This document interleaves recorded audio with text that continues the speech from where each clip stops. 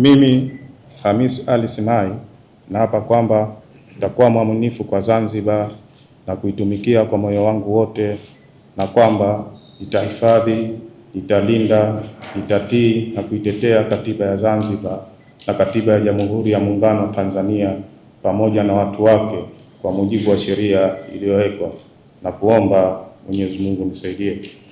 Mimi Hamis Ali Simai naapa kwamba nitaitumikia kwa uaminifu na moyo thabiti Zanzibar na watu wake, na nitakuwa mwaminifu kwa Rais wa Zanzibar na mwenyekiti wa Baraza la Mapinduzi katika kutekeleza kazi zangu za ujaji wa Mahakama Kuu ya Zanzibar, na nitafanya haki kwa mujibu wa Katiba ya Zanzibar na Katiba ya Jamhuri ya Muungano wa Tanzania bila kushawishiwa hofu, upendeleo au chuki, na kuomba Mwenyezi Mungu nisaidie.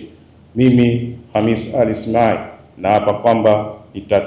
katika utekelezaji wa kazi zangu za jaji wa Mahakama Kuu ya Zanzibar, kwa vyovyote vile sitatoa siri ambazo nitazijua katika kazi zangu, isipokuwa katika kutimiza wajibu wangu wa kazi hizo au kwa idhini ya Rais wa Zanzibar na mwenyekiti wa Baraza la Mapinduzi, na kuomba Mwenyezi Mungu nisaidie.